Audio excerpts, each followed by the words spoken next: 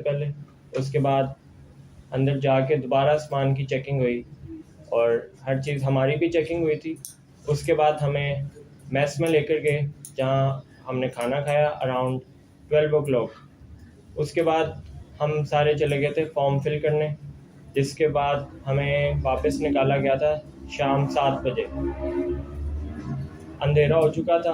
फिर हम मेस के खाना खाया और खाना खाकर हमें अपने कमरों के अंदर भेजा गया और अलमारी सेट की और सो गए। सुबह उठ के साइक का टेस्ट था, उसकी तैयारी मैं करके गया हुआ था, लेकिन वहाँ तैयारी का मेरे ख्याल से कोई नहीं है।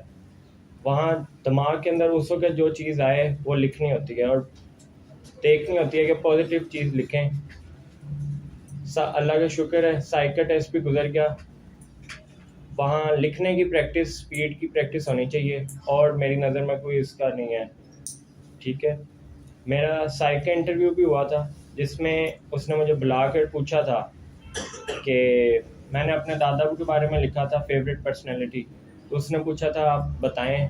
तो मैंने बताया कि मैं चाइल्डहुड से ही मेरी उनके साथ बहुत अटैचमेंट है जिस वजह से है। तो उन्होंने मुझे कहा कि तुम घबराए हुए हो।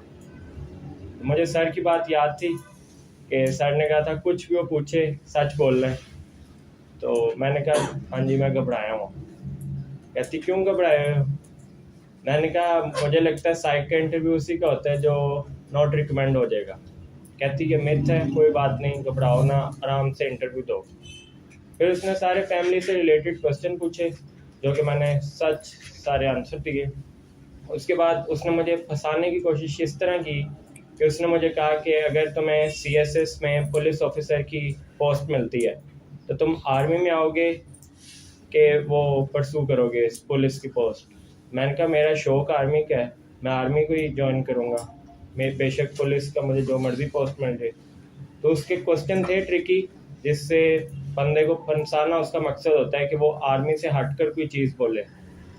तो ध्यान में रखना होता है कि हमने जो जिस मकसद के तहत हम गए हैं उससे ही हमने आगे बताना है, बेशक अंदर आपका दिल कुछ और है। उसने बड़ी कोशिश की, मैंने उसे बताया जी मुझे जहाज़ में बैठने का शौक़ था बचपन में। तो उसने मुझे बताया कि तुम फिर एयरफोर्स में क्यों नहीं जाते, एयरफोर्स तो जहाज़ की होती है। मैंने उसे कहा जी मेरा शौक़ है वतन की खिदमत करना, आर्मी के तौर पे जहाज़ पे बैठना एक दूसरी ख्वाहिश है। तो इस तरह करके उसके जवाब का मैंने टैकल किया सही। उसके बाद मेरा GTO का टास्क था जिसे कहते हैं लेक्चरेट।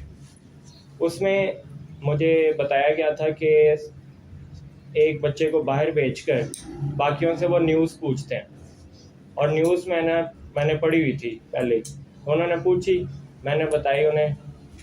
तो उसके बाद उन्होंने कहा इंटरनेशनल न्यूज़ आपके पास है कोई? वो भी मैंने हाथ खड़ा किया और वो भी बताई इंटरनेशनल न्यूज़।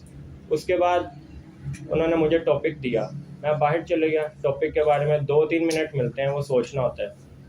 वो सोच कर मैं वापस आया। वाइट बोर्ड लगा होता है पीछे, उसके सामने आके खड़ा होना होता है। तो ध्यान रखना होता है कि बहुत से लोग थे जो वाइट बोर्ड के आगे सिर्फ खड़े हुए थे। मार्कर भी पड़े थे, मैंने मार्कर पकड़ के सिर्फ हेडिंग लिखी थी जो मुझे टॉपिक मिला था। टॉपिक था ओल्ड एज के इफ़ेक्ट पाकिस्तान में। उस बारे में मैं बोला। और ये ध्यान रखना होता है कि किसी चीज़ को क्रिटिसाइज़ नहीं करना होता, किसी भी चीज़ को। जैसे कि अब वेस्टर्न कल्चर है, मैंने एक गलती की थी, वो ये थी कि मैंने वेस्टर्न कल्चर को थोड़ा बहुत क्रिटिसाइज़ किया था, तो ये नहीं करना होता। उसके बाद वो काउंटर क्वेश्चन भी पूछते हैं जिसका जवाब कॉन्फिडेंस से देना होता है।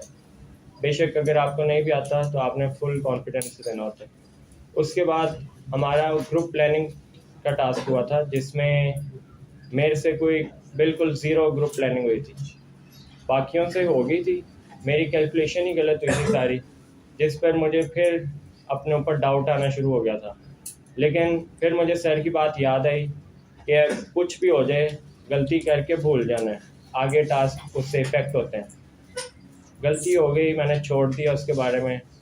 लेकिन फिर उसके बाद हमारा वो हुआ था प्रोग्रेसिव ग्रुप टास्क। उसके अंदर मैंने अपनी पूरी कोशिश की कि मैं उसे अच्छा कर सकूं और कोऑपरेशन के साथ, टीम वर्क के साथ मैंने उसे अच्छा किया।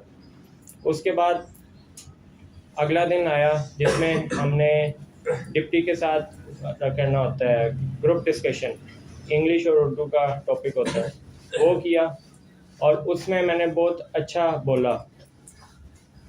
एक दो बच्चे थे जो कि मेरे ख्याल से शिया और सुन्नी के टॉपिक को लेकर बैठ गए थे, हालांकि टॉपिक था ही नहीं रिलेटेड, लेकिन फिर भी उन्होंने ना शिया सुन्नी फ़िरकावारियत को डालने की बीच में कोशिश की और जिसकी वजह से मेरे ख्याल से उनका नेगेटिव पॉइंट हो गया। बहरहाल उसके बाद डिप्टी के साथ इंटरव्यू हुए और इंटरव्यू में उसने मेरे से कोई जनरल नॉलेज की कोई बात नहीं पूछी थी, सारा फैमिली से रिलेटेड हुआ था। उन्होंने ये पूछा था आपके अब्बू की इनकम क्या है, कौन सी गाड़ी है और कितने अफराद रहते हैं घर में, जिसका मैंने सारा सही आंसर दिया। उसके बाद उन्होंने हमें निकाल दिया और फिर अगले दिन री इंटरव्यू का दिन था और उसी दिन याद आया मुझे कि ऑब्स्टिकल्स हुए थे और कमांड टास्क हुआ था। कमांड टास्क भी मेरे से अच्छा नहीं हुआ था। उसमें मुझसे मेरा तो दूसरे थे, इतने फटे थे, बहुत छोटे छोटे, वो लग ही नहीं रहे थे। तो मुझे बार बार वो जीटीओ कह रहा था कि आपके लिए ग्राउंड इन बाउंड है, जाएं आप। मैं 3 दफ़ा गया हूँ, 3 दफ़ा सेट किया, वापस फट्टा गिर जाता था। तो एंड पे उसने कहा दोबारा जाएं। मैंने दोबारा किया, नहीं हुआ। मैंने उससे बोला मेरे से नहीं हो रहा, ये मुझे नहीं बोलना चाहिए था लेकिन मेरे मुंह से निकल गया। बहरहाल फिर मैंने कोशिश की कि अब मैं उसे थोड़ा बहुत अच्छा करूं, लेकिन तब तक टाइम ओवर हो गया। उसके बाद ऑब्स्टिकल्स की बारी आई जिसमें मैंने 9 में से 6 किए। 7 मैंने किया था 2 मरतबा, वो नहीं हुआ था। बाकी उसके बाद अगले दिन री इंटरव्यू होना था जिसमें मेरा नाम नहीं आया और मुझे यही लग रहा था कि मैं नहीं होऊंगा, लेकिन मैं घर आया, नमाज़ पढ़ी, दुआ की और उसका ये नतीजा निकला कि अगले दिन रिज़ल्ट जब निकाला तो मैं रिकमेंड हो गया। कोई क्वेश्चन? जी, स्टोरीज के बारे में बता दें। स्टोरीज क्या थी, ग्रुप डिस्कशन के टॉपिक, और स्टोरीज की क्या क्या फीचर्स थी, पॉइंटर स्टोरीज क्या थी?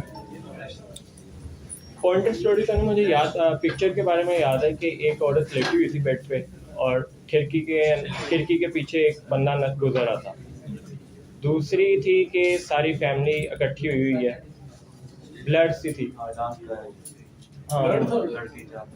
लड़की खड़ी हुई। और उसके बाद मुझे यही याद है और बाकी लेक्चर 8 का टॉपिक मैंने आपको बता दिया।